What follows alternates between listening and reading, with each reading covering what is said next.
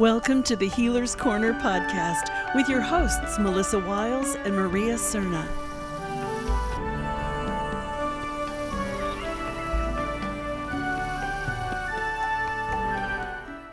So welcome everybody to another episode of the Healer's Corner. And we have a very fun special guest with us tonight, Jaclyn, who is one of the co-founders of Forsaken Souls. And when I heard about you and Forsaken Souls, I was so elated. I'm like, cold case, true crime, and paranormal stuff. I'm like, oh, I'm in. So in. Yeah, it becomes addictive. That is for sure. So why don't you tell us a little bit about yourself and kind of how you got into then Forsaken Souls and then formed it? Yeah. So I started my paranormal journey as a child, growing up in a very malevolent home. As a kid, I quickly learned there were things beyond our naked eye that just didn't make sense. And while the rest of my brothers and sister were terrified, I was kind of like, oh, what is this? I need to figure this out. So I quickly grew quite a passion for it. As I got older, I never got away from it. I actually leaned into it more. So I joined my first paranormal team at 17 years old, while I was also going to college for law enforcement. And as my career sort of evolved, I always say I've been investigating paranormal since back when you didn't tell people you were investigating paranormal, that you get like locked up for being crazy.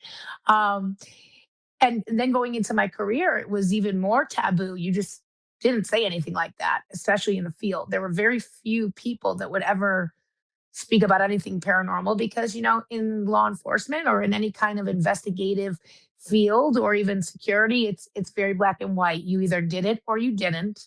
There's evidence or there's not. There is no kind of in the middle, right? So for me, knowing kind of both sides of the coin, it was something that I kind of would bounce both areas of expertise off each other.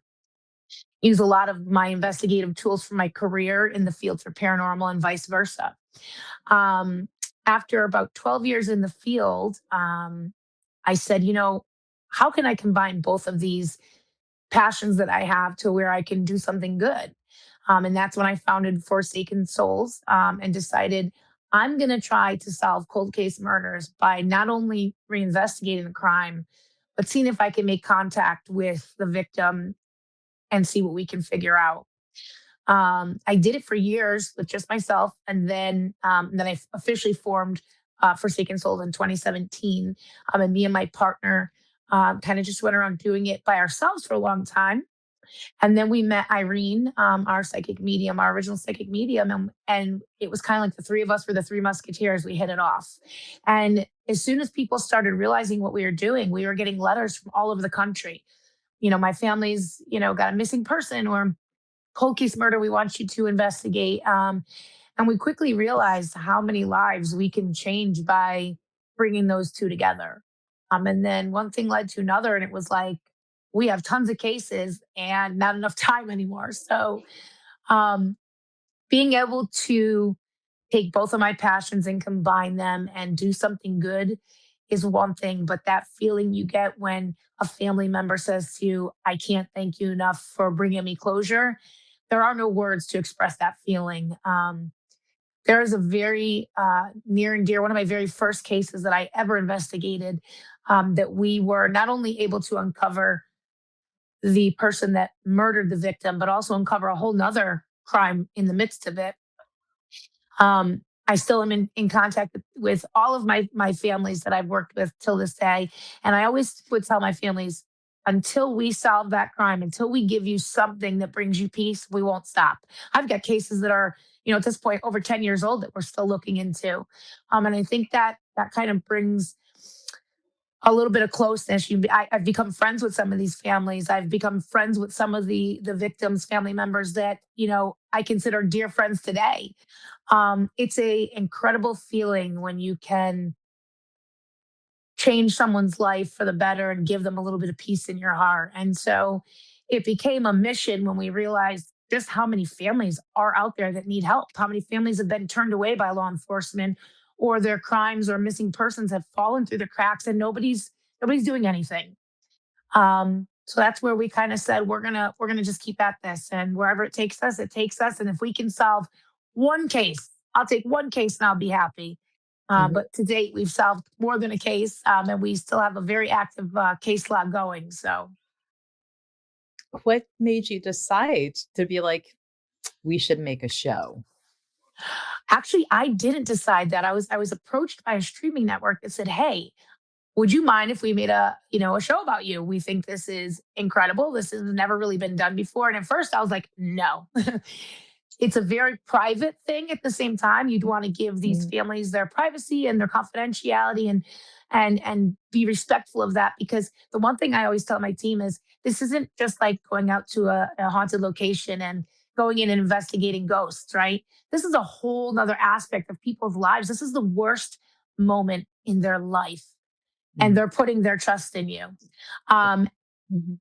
However, that being said, when I realized this was a way to get us out there more from a national standpoint to be able to reach more cases, I changed my mind and I said, if I can reach more families by turning this into a show and documenting what we're doing, and this can take our mission farther, that's when I agreed to do it. So it was worth it. It's definitely worth it.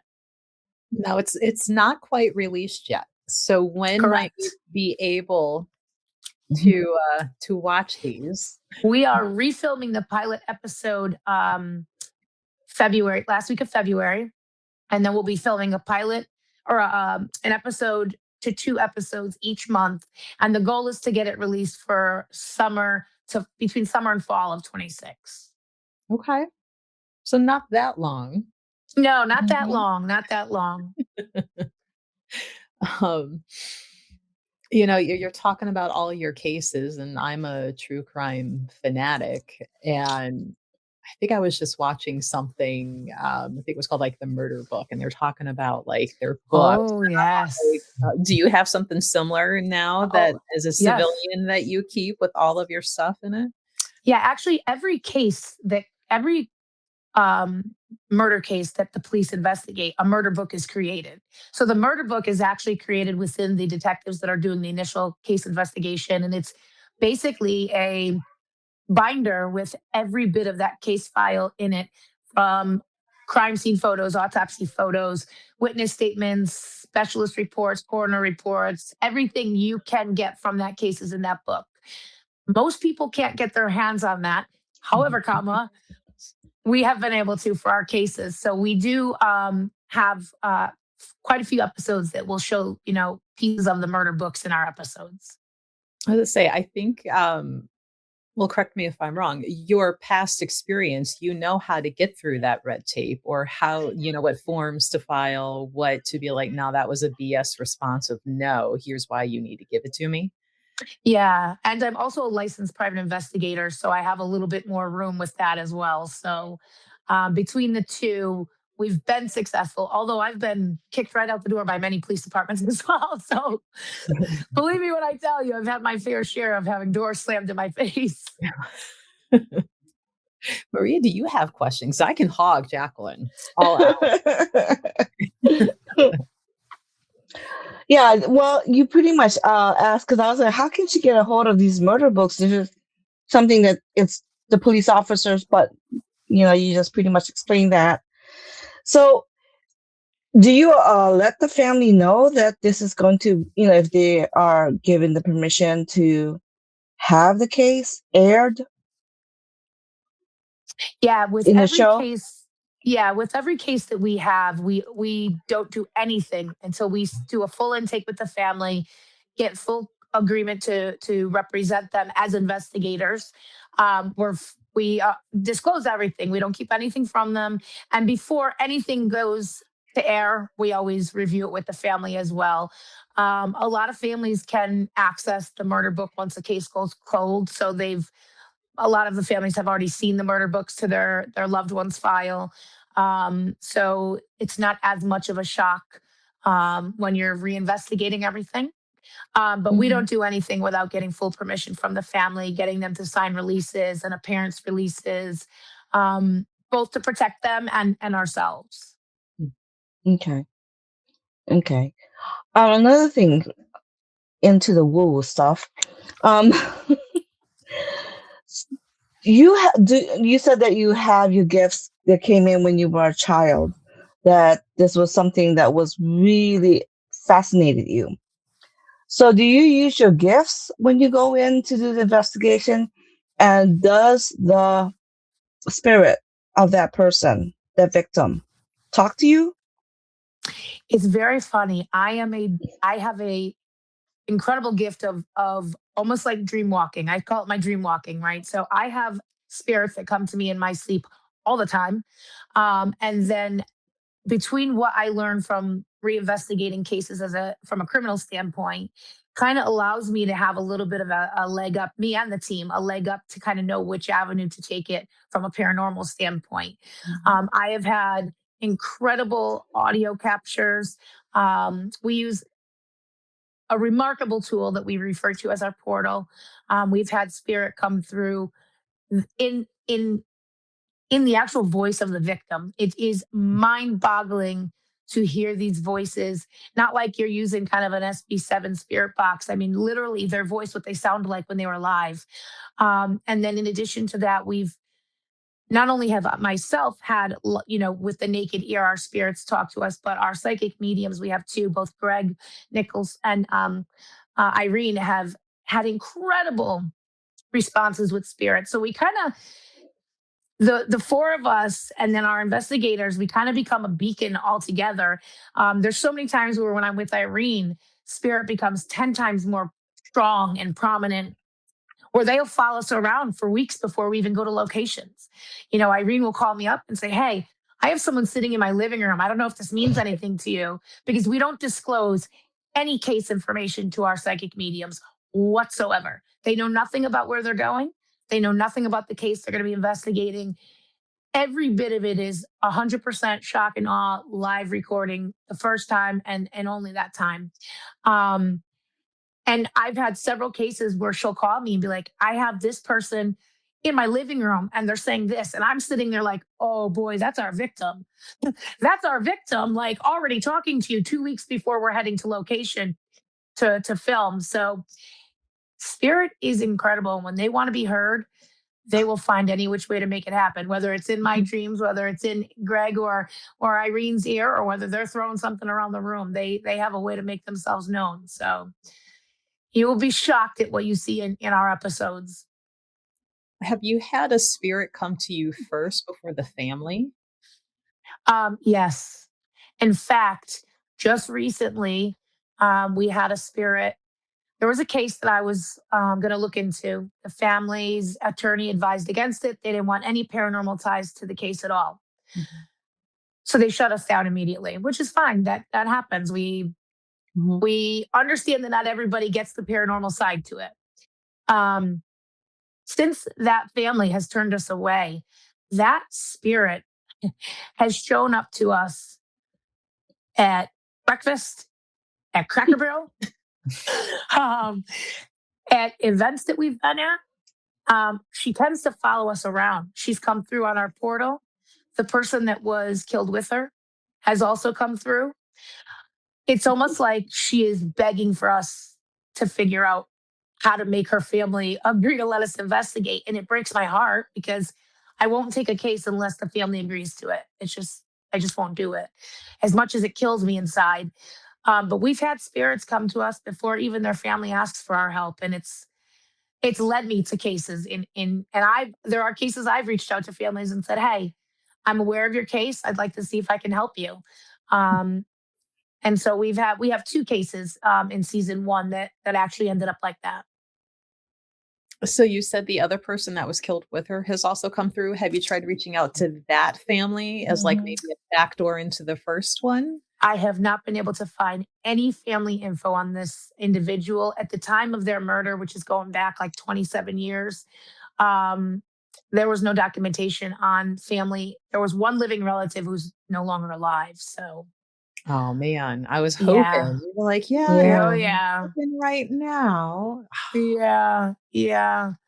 She comes through quite often. Oh. Well, maybe after the series starts airing, and hopefully if they watch it, they'll see it and be like, we've changed our mind.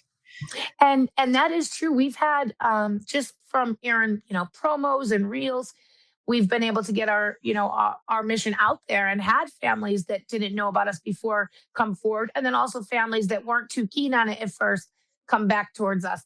Right now, I've got over 132 cases where people have reached out to us for help, and sadly, a lot of them are like Midwest, West Coast, which is one of the biggest reasons why we started to try and raise money to be able to go farther and help more families. Um, it's heartbreaking to see how Mhm. many families out there need help, need somebody to just be that beacon for them. Part of me, right? You hear about the armchair detectives, the internet sleuths. You have like somewhere on a website or something like, here's what we're investigating. We've hit some roadblocks, and just let Joe Schmo, who's up at 3 a.m. with insomnia go, you know what? Let me do some Googling and, see who and what we can find. Not for the cases that we are documenting for the show, simply because of the releases that we have to be able to include people in the investigation. That being said, prior to it ever becoming the idea of a show, when it was just me and my partner, we would tap into any avenue we could to get information. I have many times knocked on random doors for help. In fact, there was a one case that we were investigating, and I randomly knocked on the people's door and said, "Hey, listen, I know this is very bizarre, but I need to borrow your house for a night because a murder took place here and I need to get into this building." And they just looked at me like, "Excuse me, what did you just say to me?" I'm like, "I just need to get my medium in here for like an hour. Just give me an hour. I'll send you out to lunch." They're just like, "Excuse me." So we've had some more than adventurous and outside the box ways of trying to get information for sure. I've been like, yeah, so I'm actually kind of hungry and I want to stay. So Yeah, I believe me. It's we've had some really interesting bloopers occur on our cases, including being chased away by priests. And um, I could tell you stories for days about some of the things that have happened. And we used to work prior to getting into the cold case thing. We did a lot of house calls and, dark entity cases where people will call us for not so nice things in their home. And once we got into cold cases, I had a priest that contacted me and said, "You need to let these spirits rest. You're upsetting them." And I'm like, "Father, how would you know that? How would you know that?"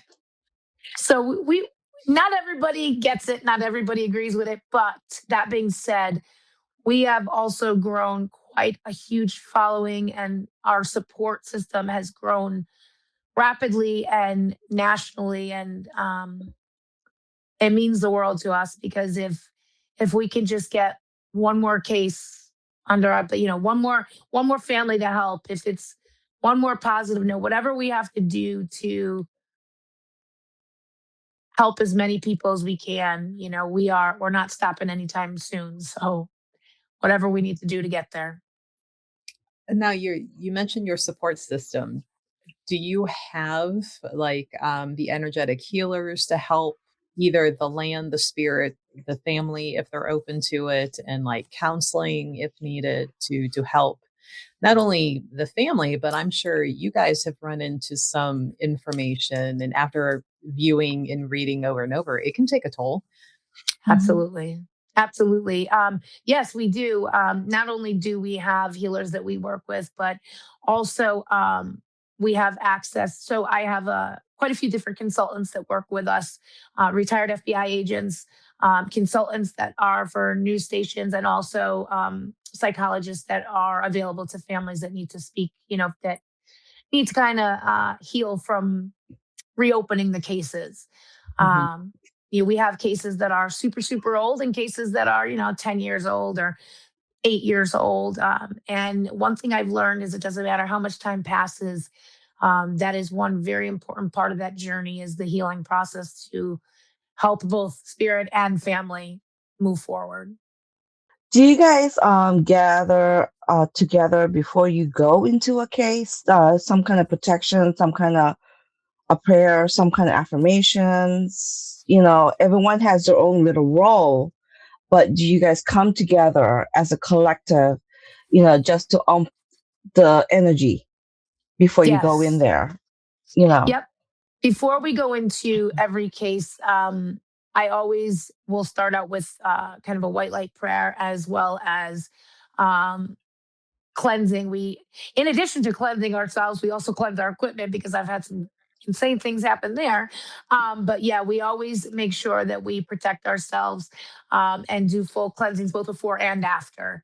Um, Quite a few of the team members have several different blessing prayers that we do before investigations.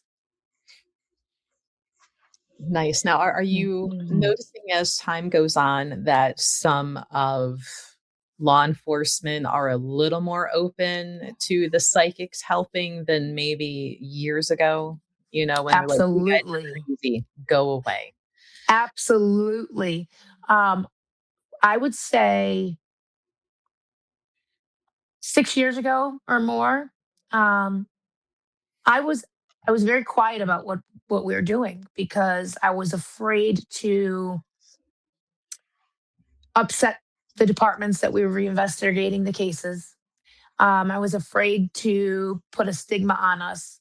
But as time went on, the more we showed people what we did, the more we let people in on what we were doing instead of keeping it so private, um, more people came around. In fact, we had a police department that initially wanted nothing to do with us. And my FBI consultant said, "Let me ask you a question. This case is 27 years old." He says, "I spent 42 years in the FBI. There's nobody that gets it more than me. But if they lead you to the evidence you need to close this case, what do you care where it came from? What do you care?" And you kind of saw his eyes light up, and he was just like, "All right, fine. I'll hear you out." Um, Not everybody's going to get it. Not every police department's going to want to work with us. And when we do uncover things like in our pilot episode, our pilot case, we uncovered stuff that they didn't have. They kind of took it as a slap in the face. And that's not what we're trying to do by any means. I've always, even in my career, the more people that I've been able to reach out to for help, the more avenues I can go. It's not, I'm not doing it for me. I'm doing it for, families and other people. I will take help from anybody, anywhere to solve a case. Um, and kind of having to explain it from that aspect has seemed to open more doors. I don't ever expect everybody to just, flip a switch and be 100% okay with it. There's a lot of people that are involved with cold case investigations that do just cold case investigations that think psychic mediums and paranormal are complete taboo. Um, that being said, there are a lot of families that have no one else to help them, and we are their last resort. And in that sense, I kind of go into the I don't care what anybody thinks mode because I'm not there for anybody else. I'm there for the families. Mm. Now, you mentioned a piece of equipment that you refer to as a portal. Do you have like certain pieces that if you're willing to share, like we always have this never fails. This piece over here is great for, voice recording. This is great for pictures because we're getting some questions in the audience of like, hey, what's a list of equipment? Yes. So our portal is our bread and butter. Anybody that's followed us knows exactly what I'm referring to. It tends to captivate people. It is quite literally the most incredible piece of equipment I've ever used in 27 years of investigating. Can't tell you how it works. I'm not the builder of it, but I can tell you this: when you hear spirits coming through there in Arabic, Mandarin, British accents, American accents, and you are listening to them say things to you that quite literally should not be coming out of anything. And it's not hooked up to the internet and it is not hooked up to a radio. And you have no clue how this is happening. You get to a point where you're like, I can't debunk this. When they start saying things like your name and repeating what you did 3 hours ago before you were investigating, there is no way to explain it.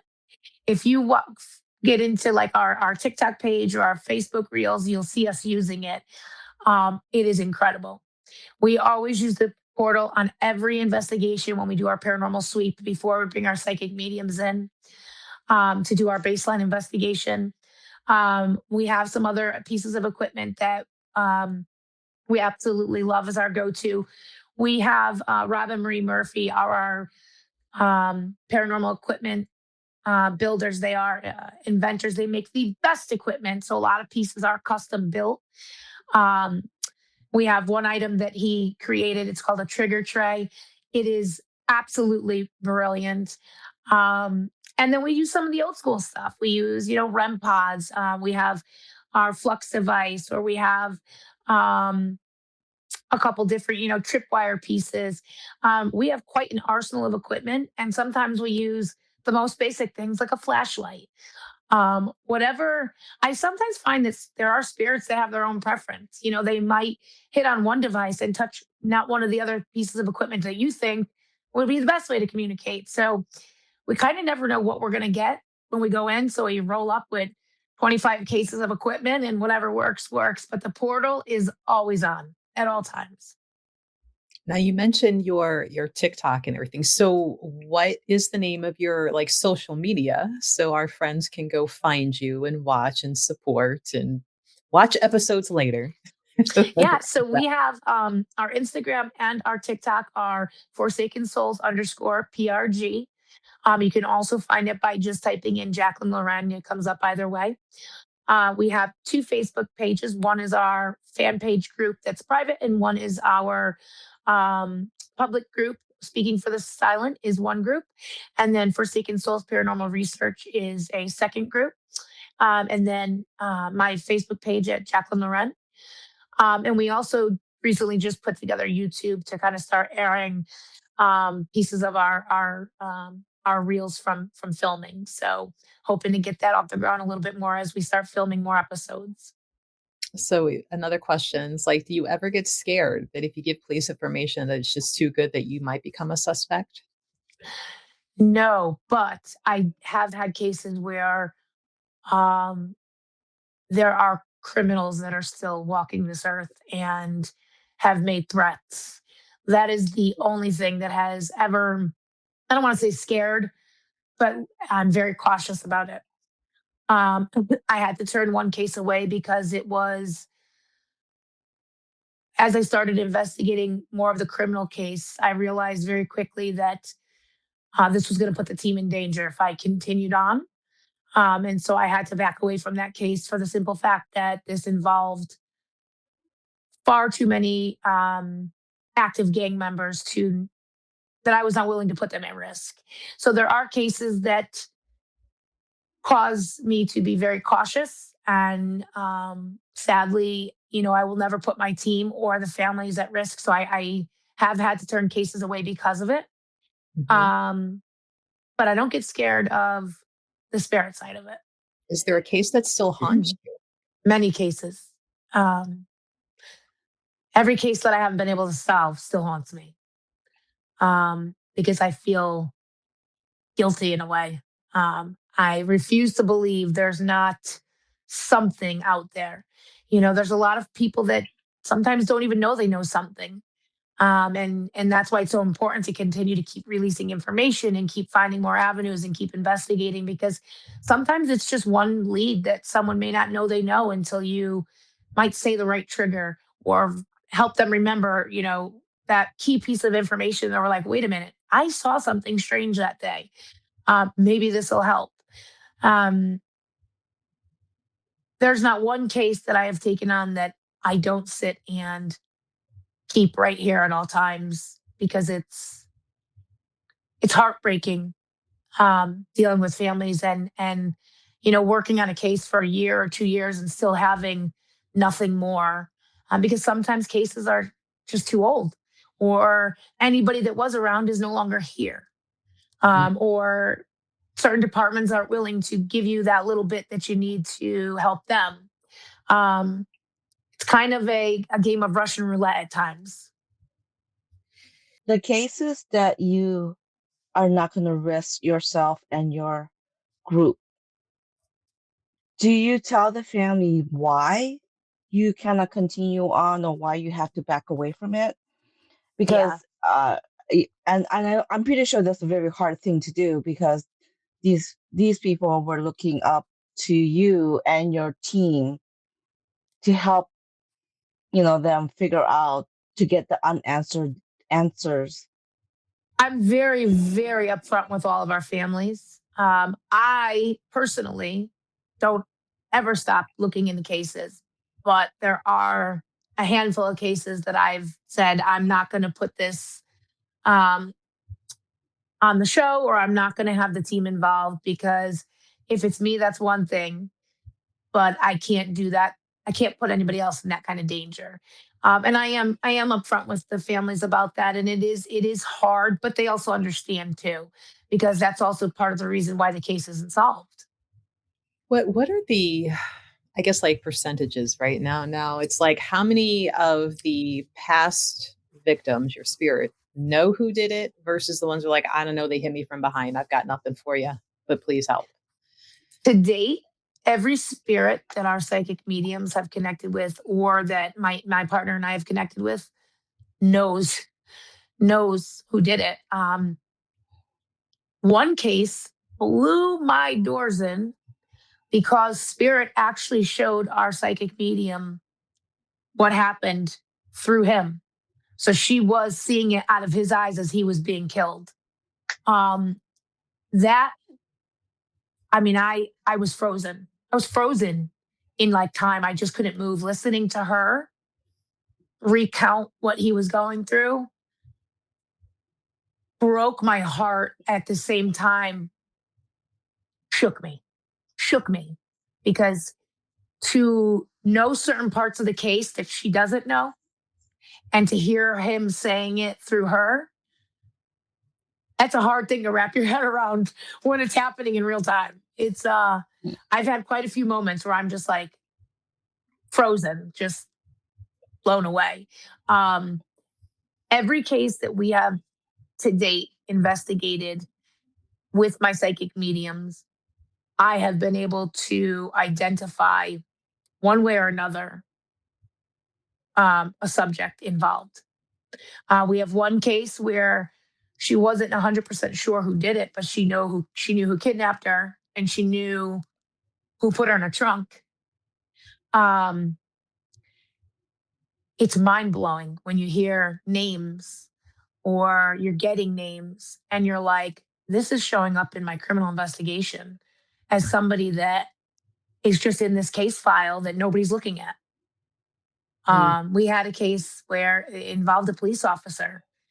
And this is me as a retired law enforcement person saying, like, that happens.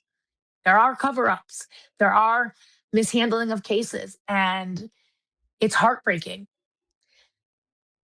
But that's the point of us doing this, is to get that truth out there. That would just drive me insane, for the victim to be like, it was Joe Bob. Mm-hmm. But you can't just walk into the police department and be like, hey, Joe Bob killed Mary because she said so. We're like, get out of my office,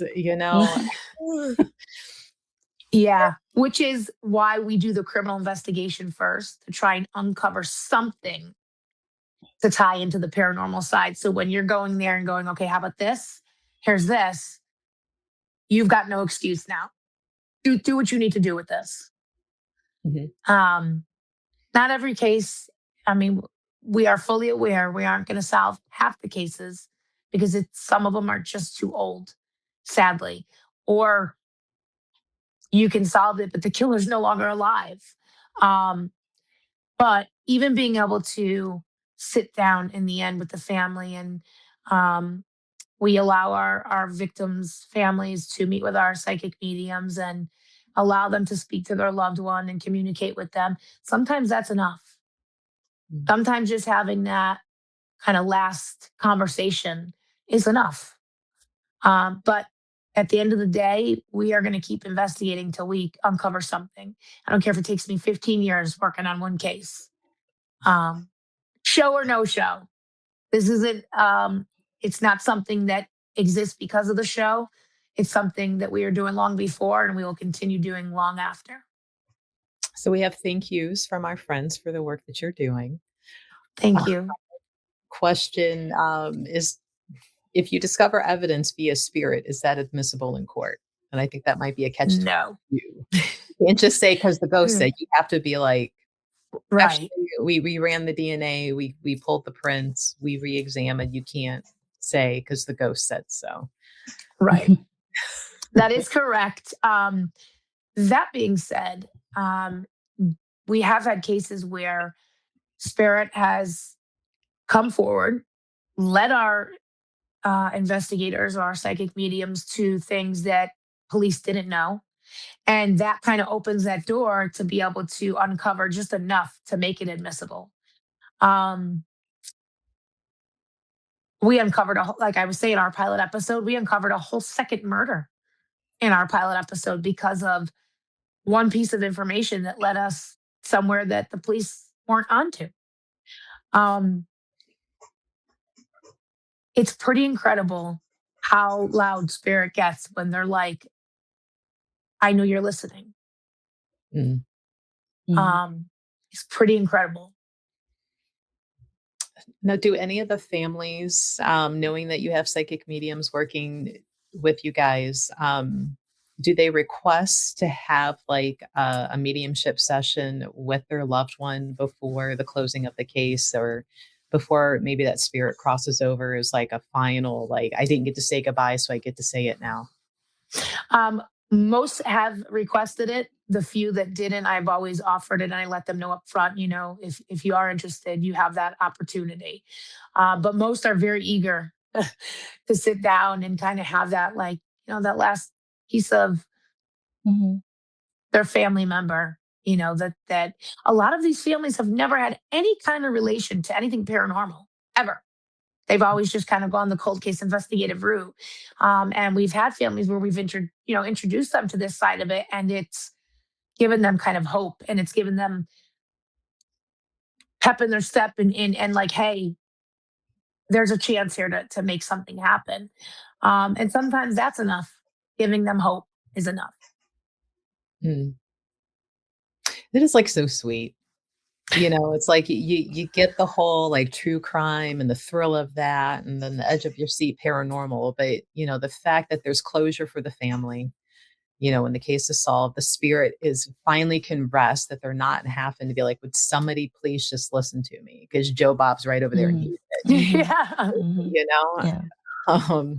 How do you guys, like, when it's said and done, how do you like release that and that stress, that tension, like having that leave the body then? Because it's not just psychological, like you hold that in the body, the tension, how are you caring for yourselves at the end? Yeah. For me personally, there has not been a case yet where I haven't come home and just hugged my kids and spent time with my family. I feel that's kind of like my way of dealing with it. When we leave a case, you'll hear police say, when I go home, the case never leaves me. And it's true. It doesn't. For me, that it never does. They're always, like I said, they're always up here. But I get that kind of peace in my heart when I know I've done, even if it's just a small sliver of something to help families.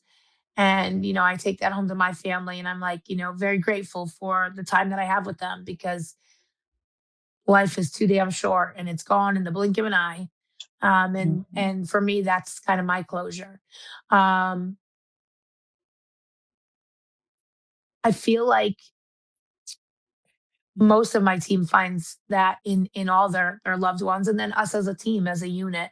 It is a surreal experience to be able to share that with people when you've made that difference. Um, it feels good. It's an inexplainable feeling, but it's rewarding in itself. So that in itself is kind of a release in that aspect. I'm assuming that, the grief of first losing their loved one, but to have that closure, it's like a second grief, but it's a more healing type of grief because now you have somewhere to place it and it's not just lingering all the time without the answers. Hmm. Yeah, I've had several family members say to me, I just want to lay my head down at night and not think about this for one night. Um, and then after they've been able to speak with their loved one, they're like, I got the best sleep of my life last night.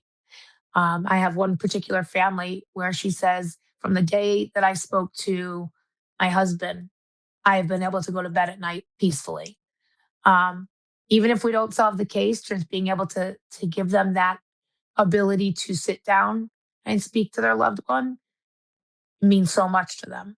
Because again, I say like a lot of people that have had missing person or murders take place for in their loved one's life, they don't go the psychic medium paranormal route. Most don't even ever think about it. Police Hmm. always tend to push that away from families. We've had several police departments that have tried to change our family's mind. Don't get involved with that. Attorneys that have said that's taboo, that'll ruin the case. They don't realize how important it is to these family members to just have a sliver of peace and hope. Um, so that's enough for me in itself. It's like heartwarming. It's like, it's the feel good at the end of it, I've Yeah. had quite a few good cries, believe me. right? Marie, do you have any like other questions, follow-up questions? I've been hogging again. Call myself out. um, yeah, like I said, it's the healing part of it that I really like about this. Is the closure for the family because I know how trauma really gets into the person. It becomes their whole entire identity for as long as Yes. the unanswered, and their family member is gone. So yes, I am so glad that you are doing this work because the trauma alone and to release that, I can see the release of it, you know. Yeah. I have a lot of families who have made this their life. 20 years of their life has been Hmm. trying to get someone to listen to them, trying to get the police to just test one more piece of evidence or reopen this part of the case or follow this lead, screaming at the mountaintop, somebody please hear me. Um, Again, our pilot episode falls into that category. Um, it's heartbreaking to see. I'm sure I don't have to tell you, but it is mind blowing how many cold cases and missing person cold cases are out there. It is. We would need 100 of us Hmm. to even get a drop in the bucket. I mean, just investigation discovery is a whole channel dedicated Yeah, Yeah. to, to that. yeah, I mean, yeah. that is my background noise while I'm like crocheting, to more missing Yes. people, thankfully I'm of a mental awareness where it doesn't cause me to not want to leave my house, but um, I will say I kind of side eye now certain things that I might see in public, and I'm like, hmm, I saw that on an episode. Yeah. We will not walk over there. Yes. Oh yes. Yeah. I've had a lot of people in the last 10 years say to me, Jackie, I would have never thought to even see that from that point of view had we not had this conversation. It's scary. It's scary Hmm. how easily we let our guard down, how easily we trust. A lot of cold cases are people that are close to them that are the murderers. It is terrifying. Most of the time, it's someone that is closest to you, Mhm. more often than not. Um, when you really start to dig into it, it becomes a rabbit hole. Also, an opportunity for the spirit to, hey, even though you can't see me, I'm still here. Making Yep. them human again, and they Yep. have something to say. This is what happened. I need your help. And that is Yep. also peaceful for them, so they don't have to keep going through, I need you to hear me. I need you to hear me. I need you to, this is my story.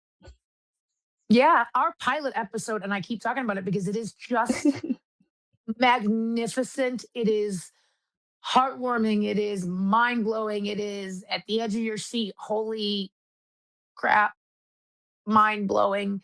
But Spirit took us on one hell of a ride. I'm not going to say anything else because I don't want to give anything else away, but we were not prepared for the road trip we went on. I'll just say that. Sometimes they just want to talk and take you on Mhm, to places that have nothing to do with their crime, mhm. nothing to do with it. And it is incredible. Every bit of it is incredible. That's a whole other side quest Yeah. question. I'm like, that might be another episode where we have like, oh, what about this? Because I'm thinking of a book series that I read where she's got a young teenage boy who helps her investigate. And she sends him off to go gather. And I'm like, do any of the ghosts go around helping solve one another's murders? And like, well, we can probably get yours quicker. So let's go take care of that and then bring him back. Yeah. Oh, Yeah. Yeah, sometimes spirit just wants to talk and they have a lot to say and it is wild some of the things that come through and sometimes they just want to tell you all about their life and not talk about their murder. And sometimes they want to sell their murder right down the river and then talk about their life. Um it took me a long time to really process what I was getting into. Um I wanted to do it. I've always for years before I started doing it, I've always been like it'd be so cool if I could take my experience in my career and solve murders by using the paranormal assisting me. It was years I wanted to do it, and I spent years trying to figure out what would the best way to do it would be. Um, Nothing can prepare you for when you start actually getting into a case and you really start checking boxes that are like, holy crap, we have something here.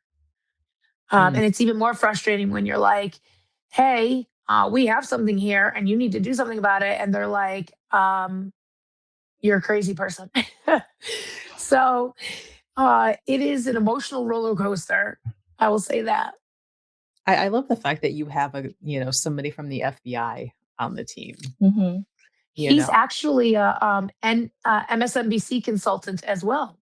okay, So Oh, he's not just a random retired agent. He consults on MSNBC and Fox News.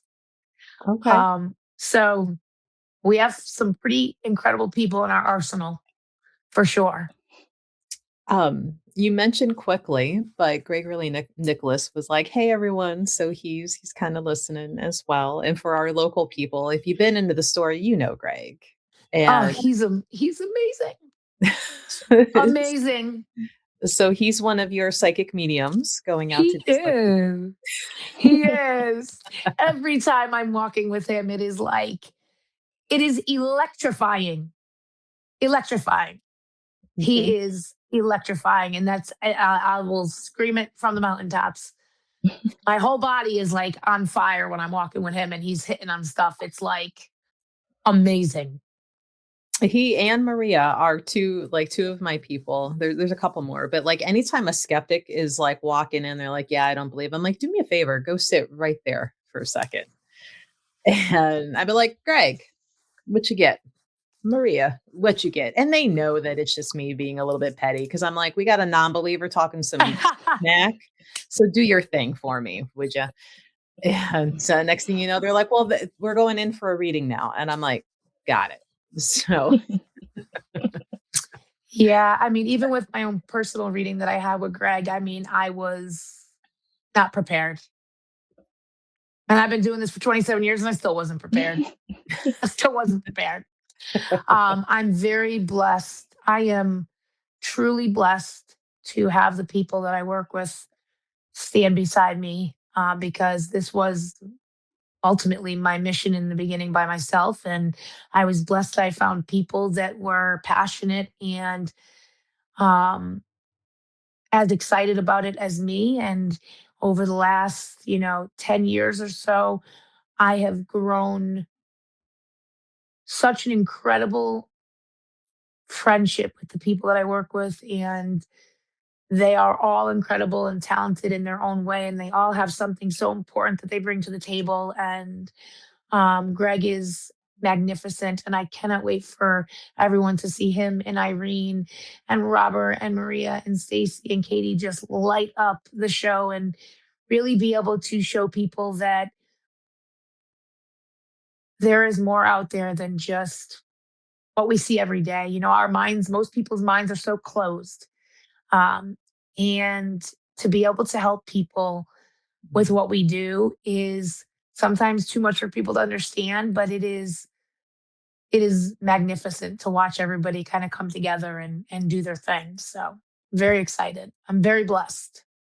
now you mentioned earlier that you guys are refilming your pilot and you're filming some others and Forsaken Souls, you're anticipating to be out around fall time, right? Yep.